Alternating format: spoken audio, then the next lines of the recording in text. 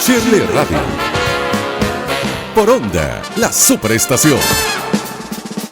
La eutanasia es el tema de hoy, es un tema bien polémico y lo traigo justamente hoy a este programa porque Yajaira Laprea, una arquitecta venezolana, va a morir este lunes 30 de septiembre.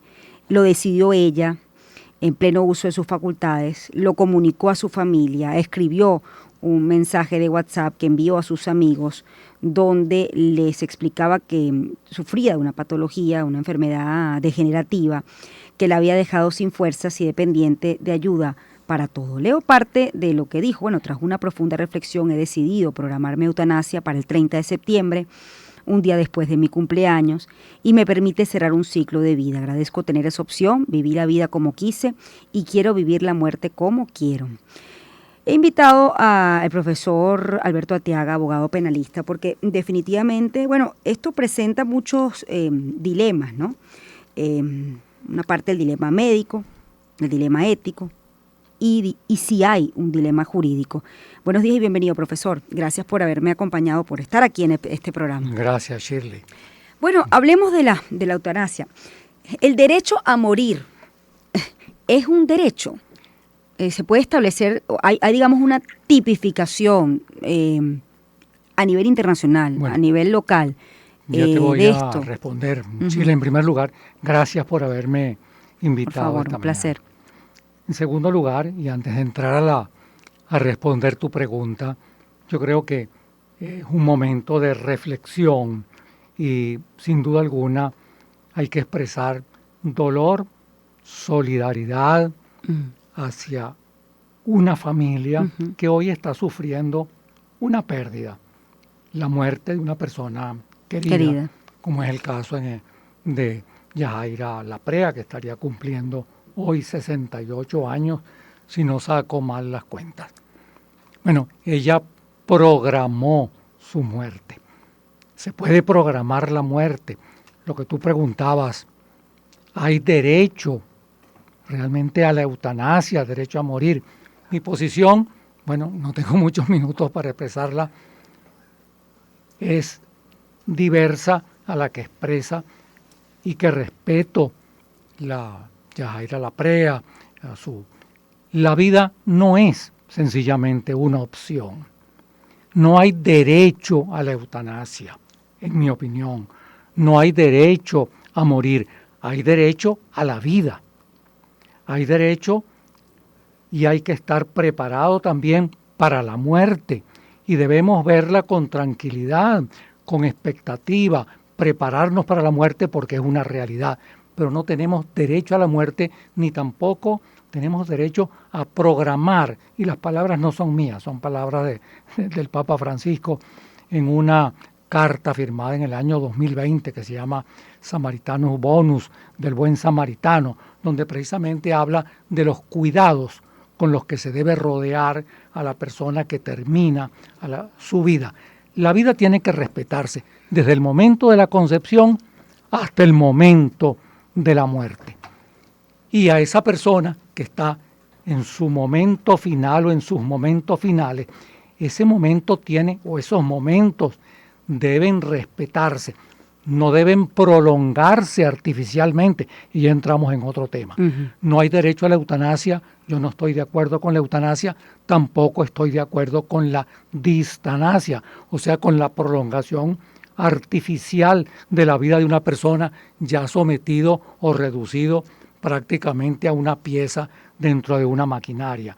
Ese último momento, ese momento de la agonía o esos momentos o ese proceso debe ser también respetado y debe afrontarse desde el punto de vista humano y para los que tenemos fe desde el punto de vista cristiano. Profesor, ¿cuáles son las implicaciones jurídicas de la eutanasia? Es decir, que una decisión como esa sí pueda o sí sea considerada un derecho en otros países, como efectivamente pues ocurre, ¿no?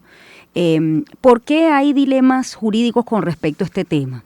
Bueno, hay dilemas jurídicos, Shirley, porque efectivamente estamos ante un problema de vida y ante la angustia natural de un momento en el que no nos gusta pensar mucho, pero que lo tenemos allí, que es el momento de la muerte. Hay países que efectivamente han optado por aprobar una ley como la que existe en España. Esa ley es del año 2021. De marzo entró en vigencia en junio del 2021 y es una ley donde se legaliza la eutanasia o donde se legaliza la ayuda para morir, para que una persona pueda morir. Por supuesto, esa ayuda, de conformidad con la legislación española, tiene una cantidad de requisitos que deben cumplirse.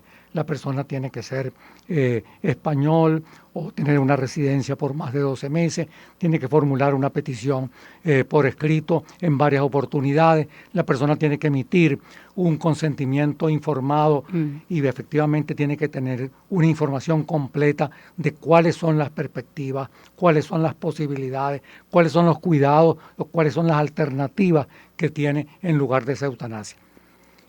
Esto es una ley que se aprobó en España. Esta arquitecta, a quien respeto en su posición, aunque no comparto, digamos, los alcances ni el sentido de esta ley, digamos, se acogió a lo que este instrumento legal formula. Reitero, ¿qué tenemos nosotros en Venezuela? No tenemos ningún instrumento legal que legalice la eutanasia. Antes, por el contrario, las normas legales son absolutamente claras. La Constitución, en el artículo 43, señala de manera categórica la protección integral de la vida. La vida es inviolable. Por otra parte, en las disposiciones, en el Código Penal, se sanciona el ocasionarle la muerte a una persona, aunque sea por piedad, aunque sea por consideraciones concretas por su estado de salud. Se trata de un homicidio y se sanciona en la legislación penal venezolana para quien provoca la muerte, aunque sea por el alegato de piedad y pueda tener una atenuación, es un delito de homicidio. Por otra parte, disposiciones de nuestra legislación, como la Ley de Ejercicio de la Medicina, por ejemplo, señala que los médicos no están obligados a la utilización de medidas artificiales para el mantenimiento artificial de la vida de una persona. Concretamente, así lo señala el artículo 28. El médico que atiende a enfermos irrecuperables no está obligado al empleo de medidas extraordinarias de mantenimiento artificial de la vida. O sea que entre nosotros también se rechaza eso que se llama el ensañamiento terapéutico, que ha llamado Juan Pablo II, que lo reitera este Papa Francisco, el que ha hablado muchas veces sobre el tema de la eutanasia, sobre el derecho a la vida, sobre la no programación de la muerte. Reitero, la vida no es simplemente una opción, la vida es un derecho, debemos defender ese derecho. La inviolabilidad de la vida es un derecho y es un deber. Nosotros nos corresponde y podemos hacer con ella lo que queramos. No, formamos parte de una sociedad y la vida tiene también una dimensión social que nosotros debemos cuidar.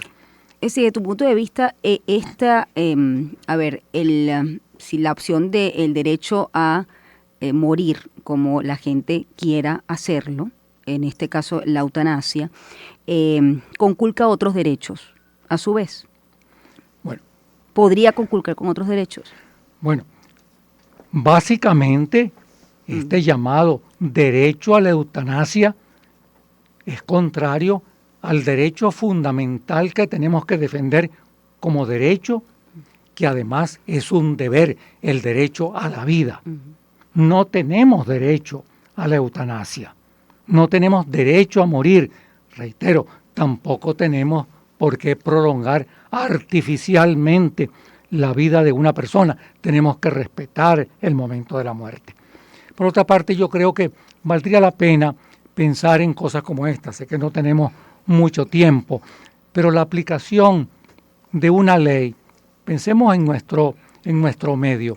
¿Qué significaría aplicar o tratar de aplicar una ley que en definitiva autorice o dé licencia para ayudar o que permita esa ayuda para morir? En definitiva, esa ley va a ser el mayor peso sobre los más vulnerables. Yajaira Laprea es una mujer de carácter, una mujer, por supuesto, que ha tenido toda una formación personal que ella expresa en su comunicación, en su carta, pero así serán todas las personas que van a tomar una decisión de esta naturaleza, o sencillamente esta ley afectará a los más vulnerables, a los más desposeídos, aquellos, digamos, que pueden sentir la presión social para renunciar a la vida, porque un poco el propio Estado y la propia sociedad e inclusive la familia los está forzando a una decisión de esta naturaleza. Pensemos en esto, pensemos en la posibilidad, Shirley, de los errores, como se dice también en materia de pena de muerte. Un diagnóstico de una enfermedad incurable no puede a veces ser erróneo y no ser incurable. Por otra parte, también hay que recordar aquí, y son frases no mías, sino de ese documento al que hacía referencia antes, aprobado por esa carta de Samaritanus Bonus del Papa Francisco, aprobada por el Papa Francisco. Puede haber enfermos incurables, pero no hay enfermos incuidables. El enfermo tiene derecho a ser cuidado hasta el final de sus días. Entonces pensemos en la posibilidad de errores, pensemos en el relajamiento de las normas, Shirley. Pensemos en nuestro medio, donde las leyes, triste y lamentablemente, tenemos ese dicho que nos debe golpear. Las leyes se acatan, pero no se cumplen. Aprobar, si llegásemos a aprobar, no creo, porque nuestra tradición es de cultura a la vida, cultura de la vida, y no de cultura, digamos, que propicie la muerte, por más que se revista de la ayuda para morir. Pensemos en el relajamiento de estas normas, que en definitiva puedan traer prácticas de lo que podríamos llamar una especie de eutanasia express, de procedimientos rápidos, donde veremos nosotros convertidos, y esto no nos llama y nos toca profundamente nuestros sentimientos. Es decir, vamos a ver agentes de la vida, a los médicos convertidos también en agentes de la muerte. Yo formulo esta pregunta y recuerdo el pensamiento de un pensador, de un autor alemán, un penalista alemán, Klaus Roxin, que decía más o menos lo siguiente: yo no quiero ir a un hospital donde no solo se cure, sino que también se procure la muerte. Y no quiero ver a médicos que en lugar de curar tengan como cometido dar muerte, administrar muerte. Yo creo que estas cosas deben llamarnos a la reflexión, independientemente de los sentimientos del dolor, de la aflicción, sí, por este caso concreto. Allí voy, ¿no? Claro que va mucho más allá, por supuesto, el tema, entiendo, trasciende, porque bueno, se trata de una venezolana, y además, bueno, es un tema polémico, ¿no? Y como usted dice, lo tratamos con mucho respeto y respetando las decisiones que tome cada quien. Ahora, el argumento también de la persona que decide acogerse, en este caso, al país, pues que tiene aprobada esta ley, es, bueno, ¿por qué esta persona va a estar sometida a un sufrimiento? No tiene derecho a cortar a esa persona ese sufrimiento, un sufrimiento real, comprobado, que científicamente pues no tiene solución. Entonces, ¿por qué alargar ese sufrimiento si hay una ley, en este caso en otro país, donde esa persona puede acogerse, ¿no? Es decir, el tema del sufrimiento, es decir, bueno, entonces tiene derecho a, ojo, estos son los dilemas, pongo estos hipotéticos, ¿no? Los dilemas a los que se puede enfrentar alguien. Bueno, ¿por qué tengo yo que estar sometido a este sufrimiento real, físico, ¿okay? Físico, si tengo una opción de acogerme a una ley que me permite acortar y decidir, bueno, que yo no sufra tanto, pues? Shirley, sin duda alguna lo que tú planteas toca los sentimientos. El sufrimiento es una realidad, pero pensemos en lo siguiente: el sufrimiento, el dolor y la enfermedad forman parte de la vida. Y el sufrimiento, el dolor y la enfermedad también tienen la otra parte, la parte de quienes se ocupan de aquella persona, la parte de los allegados, de los seres queridos de aquella persona. El acortar esos sufrimientos implica también acortar la misión de quienes están al lado de esta persona, de quienes quieren a esta persona y tienen también el derecho a estar con esa persona y a cuidar. No solo un deber, también es el derecho que tienen esa persona. ¿Cuál es el derecho? El derecho que nos corresponde además a todos de ser cuidados, de recibir los cuidados y de ser solidarios.